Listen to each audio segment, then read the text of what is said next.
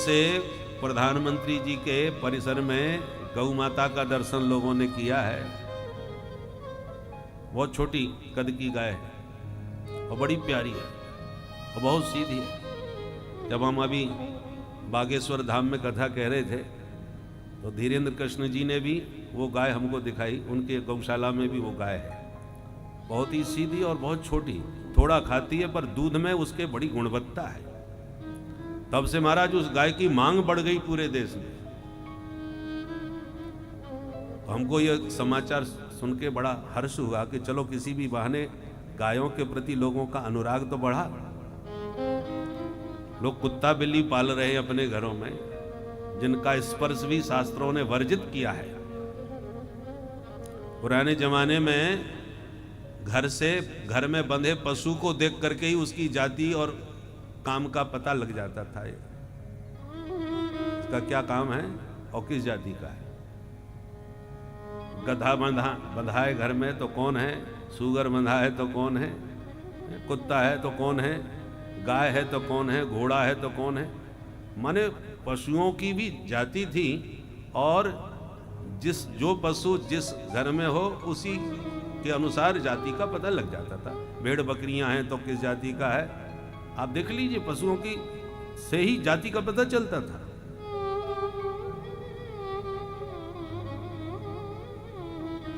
पशुओं में जो गाय गौ माता है उसको पशुओं की श्रेणी में नहीं आता।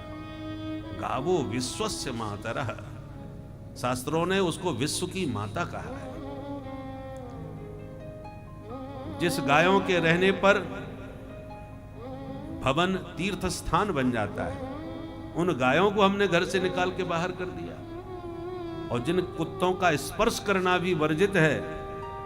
पहले प्राचीन भारत में कुत्ते की पहचान चांडाल जाति से होती थी, स्वपच जिसको कहते हैं, स्वपच, उन्हीं के यहां कुत्ते देखे जाते थे। आजकल शौक हो गया है उसको। तो शास्त्र की आज्ञा के अनुसार हम बोल रहे हैं, हम अपने मन से कुछ नहीं कह रहे। जो बूढ़े बुजुर्ग हैं वो इस बात को अच्छी तरह समझ सकते हैं। राजाओं के घर में हाथी घोड़े बंधे होते थे, सबके बस की बात नहीं थी हाथी घोड़े पालना। द्विजाति सनातन धर्मावलंबी विशिष्ट रूप से गौ माता की सेवा करते।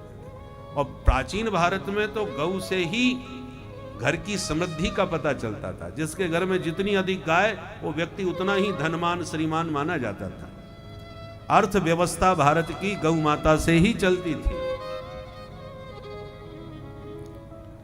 जिसके घर से गायों का जितना रव सुनाई पड़े, रव माने ध्वनि, आवाज, गौ का रव जिस घर से अधिक सुनाई पड़े वही घर गौरवशाली माना जाता था। गौरव माने क्या है, गौ माता का रव जहां गूंजे वो गौरवशाली। अर्थतंत्र को मजबूत करने वाली गौ माता। गोस्वामी जी ने इशारे में ये बात कही, विप्रधेनु सुर संत हित लीन मनुज अवतार। अब जरा विचार कीजिए, 4 नाम लिए, विप्रधेनु सुर संत। क्या भगवान का अवतार सिर्फ इन 4 के लिए ही होता है? ब्राह्मणों के लिए ही भगवान अवतार लेते हैं, क्षत्रिय वैश्य आदि और किसी के लिए नहीं। ये 4 नाम ही क्यों लिए गए?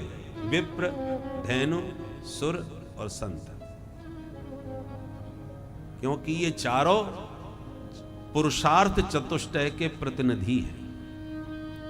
ध्यान से सुनिए, पुरुषार्थ चतुष्टय माने धर्म अर्थ काम मोक्ष। शास्त्र कहते हैं धर्मार्थ काम मोक्षाणाम यस्यैकोपि न विद्यते अजागलस्तनस्यैव तस्य जन्म निरर्थकम।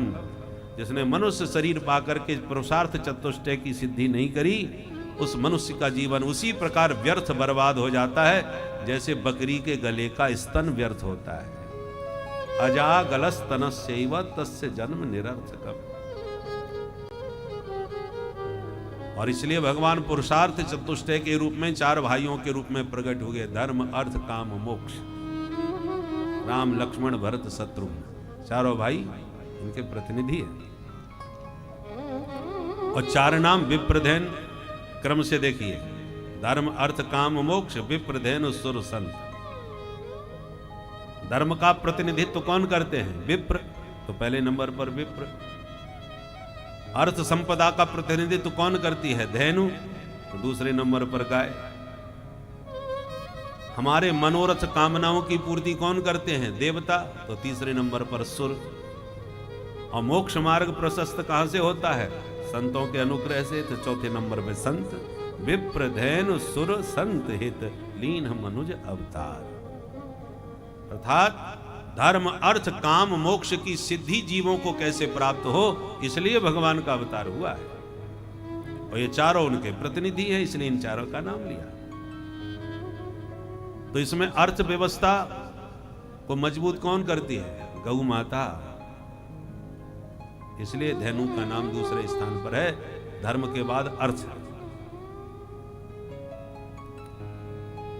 और क्रम भी बहुत सही है, पहले धर्म उसके बाद अर्थ पर ध्यान देना चाहिए। हम लोग धर्म को तो धक्का मारते हैं, सीधे अर्थ पर हमला करते हैं।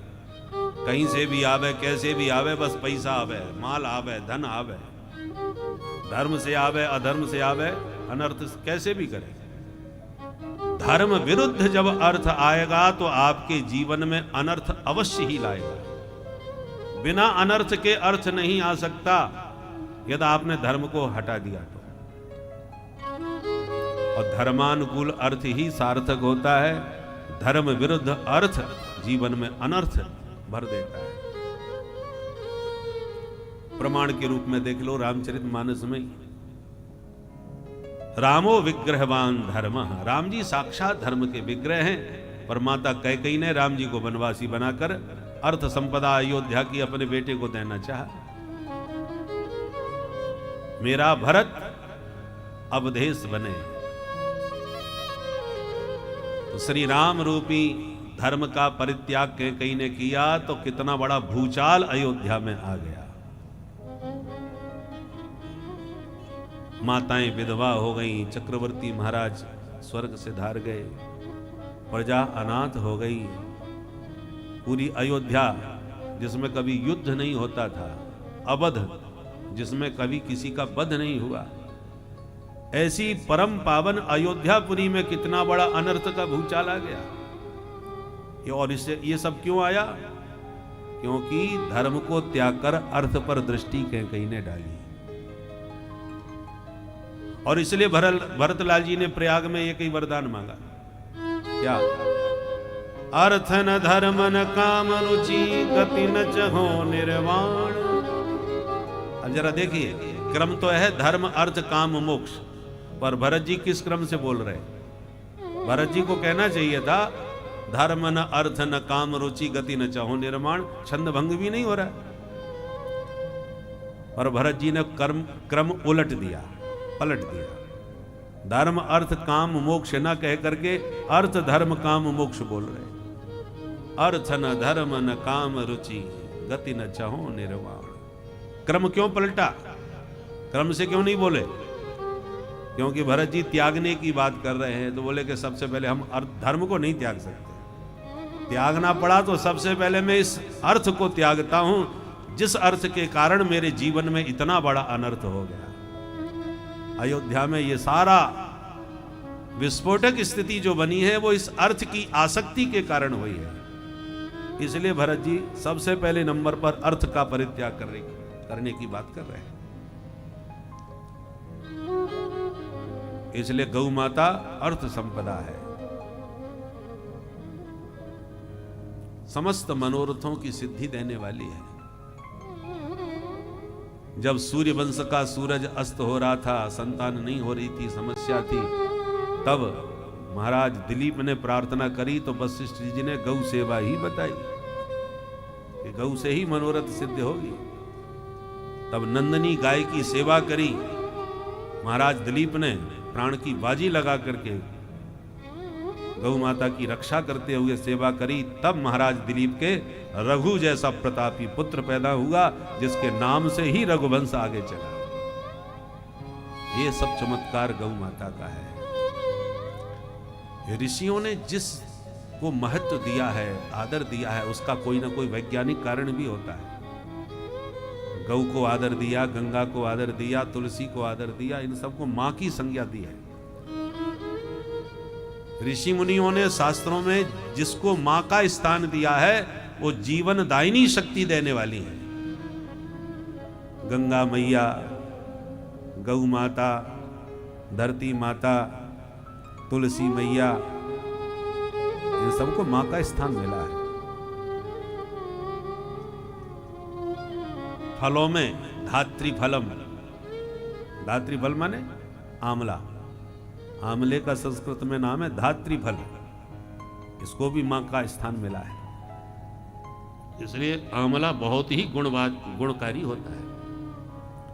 आयुर्वेद में वर्णन है, धात्री फलम सदा पथ्यम कुपथ्यम बदरी फलम। बदरी फल को कुपथ्य बताया गया है, और धात्री फल माने आंवला सबसे अधिक गुणकारी होता है, हमेशा सबके लिए पथ्य होता है। तो इस प्रकार से गौ माता की बड़ी महिमा है।